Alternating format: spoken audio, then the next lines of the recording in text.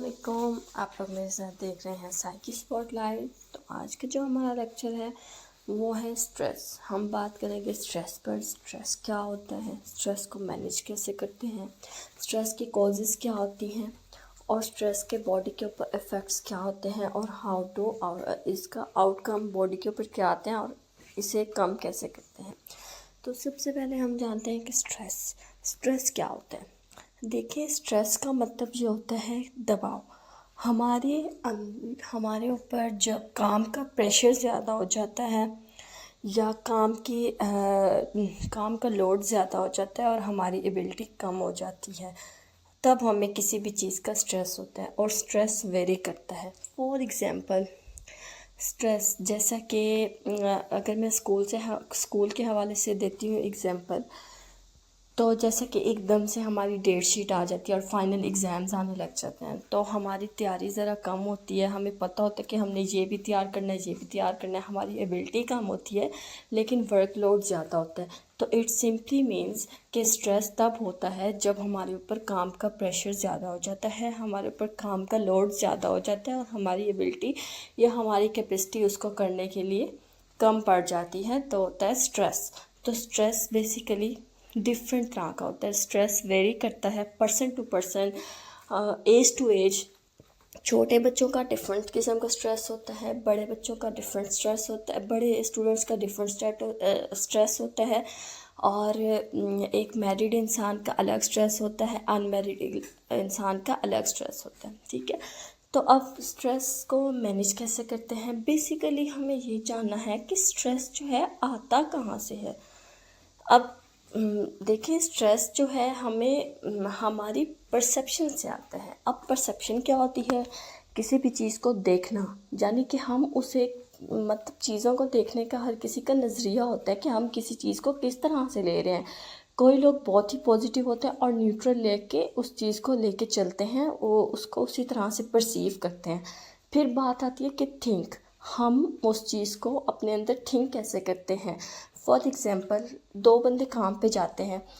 एक बंदा कहता है कि ये तो मेरा इंटरेस्ट का काम है, उसके ऊपर अगर उसे काम दिया जाता है तो वो अगर उसे काम दिया जाता है वो काम करता है। वो कहता है ये मेरे लिए क्या अज़ाब है, मतलब वो इस तरह का जब सोचेगा कि ये मेरे लिए बर्डन है, ये मेरे लिए बहुत ज़्यादा काम है, उसको मैनेज करने के बजाय वो उसके ऊपर स्ट्रेस ले रहा है। वो सोच रहा है कि मैं ये नहीं कर पाऊँगा। वो अपनी थिंकिंग में अपने माइंड को उसके अकॉर्डिंग सेट कर रहा है।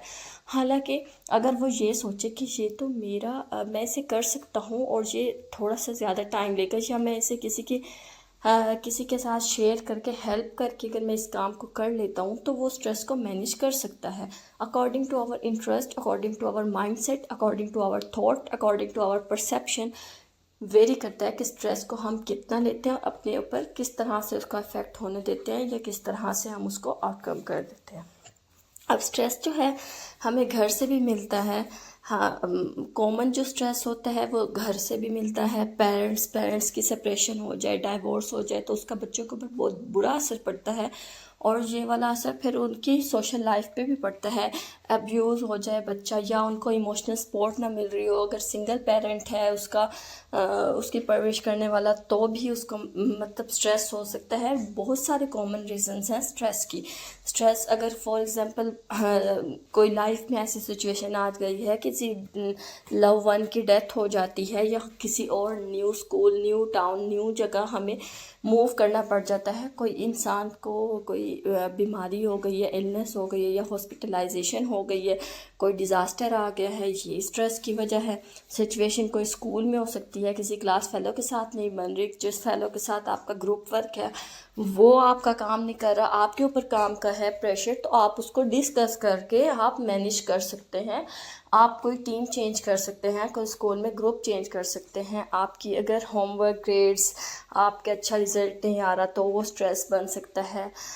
अब बात है कि हम रिएक्ट किस तरह से करते हैं। किसी का रिएक्शन होता है स्ट्रेस के ऊपर शॉर्ट टाइम रिएक्ट, वो थोड़ा सा स्ट्रेस रहता है, उसके बाद अपने माइंड में उस चीज़ को रिजॉल्व करके अपने स्ट्रेस को ओवरकम कर लेता है। और जो लॉन्ग टाइम होता है तो वो इस तरह से होता है, उसकी physical, emotional health, thinking, social activity सब पे इफ़ेक्ट पड़ता है।